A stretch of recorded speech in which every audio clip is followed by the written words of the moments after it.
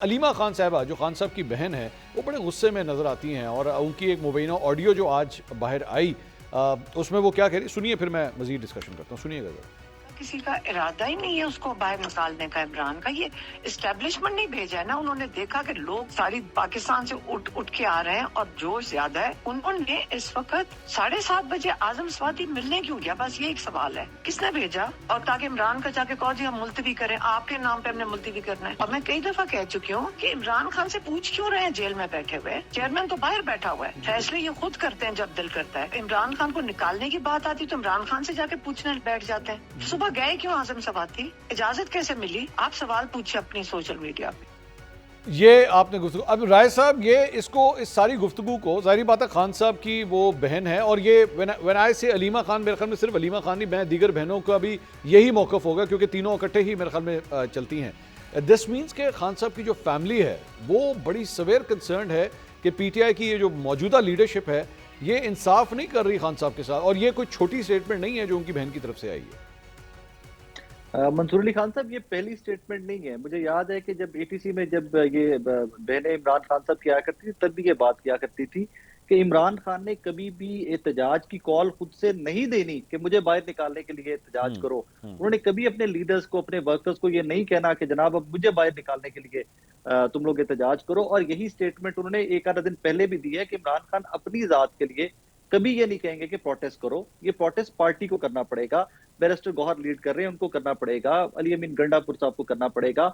और ये अब पहले होता था कि पॉलिटिकल डिफरेंसेस बहुत सारे थे। कुछ इंसाइडर ये थे पाकिस्तान तहरीक इंसाफ के कि पॉलिटिकल डिसीजंस के अंदर अलीमा खान साहिबा को बहुत ज्यादा इंपॉर्टेंस नहीं मिली। ऐसा 8 फरवरी के टिकट्स हो जाएं, उससे पहले जो इलेक्शन के पहले जो टिकट्स थे, वो सारे फैसलों के अंदर पॉलिटिकल साइड के ऊपर अलीमा खान साहिबा को वो स्पेस नहीं मिल सकी थी। बट अब डे बाय डे जिस तरह आज का जलसा कैंसिल हुआ, तो आप जरा किसी भी वर्कर से या लीडर से बात करके जरा फोन कीजिए या उनसे बात करके राब्ता करके पूछिए, तो वो एक चीज को इंडोर्स कर रहे हैं कि अलीमा खान साहिबा का सवाल लिजिट है कि 7:30 बजे इनको इजाजत कैसे मिली।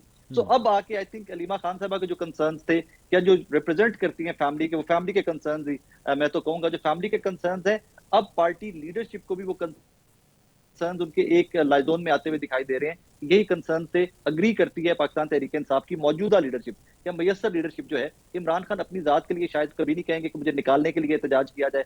वैसे तो आपको पता है ऑन एंड ऑफ वो कॉल्स देते रहते हैं, कभी बिल्स के ऊपर या कभी कोई ना कोई राय साहब, ये तो जो हैं। एक नोशन है जो पार्टी के अंदर कुछ लोग ये कहते हैं कि शायद चंद लोग पार्टी के अपने अंदर, चंद लोग, और खासतौर पर मेरे ख्याल में मैं फवाद चौधरी साहब को यहाँ पे कहना चाहूँगा कि वो भी ये इसका जिक्र करते हैं कि जनाब चंद लोग शायद पीटीआई के अंदर मौजूद हैं जो चाहते ही नहीं है कि खान साहब बाहर आए, वो क्योंकि अगर वो बाहर आ गए तो उनमें से कईयों की दुकानदारी जो है वो बंद हो जाएगी। ये आपको इस बहस में वेटेज लगता है? ये तो फैक्ट है। देखिए, ये तो फैक्ट है कि बहुत सारे इस तरह के लोग तरीके इंसाफ को ब्लीड कर रहे हैं कि इमरान खान साहब अगर बाहर आ जाते हैं जेल से, वो अपनी पार्टी के मामला संभाल लेते हैं, तो ये लोग आपको और मुझे पाकिस्तान तहरीक इंसाफ के बानी चेयरमैन के राइट लेफ्ट कहीं पर नजर नहीं आएंगे। ये फैक्ट है। अगर खान साहब कल को बाहर आ जाते हैं तो आपको क्या लगता है कि बैरिस्टर गौहर साहब भी चेयरमैन होंगे, या बैरिस्टर गौहर साहब भी राइट लेफ्ट होंगे, या शेर अफजल मरवत साहब भी इस तरह क्राउड पुलर होंगे?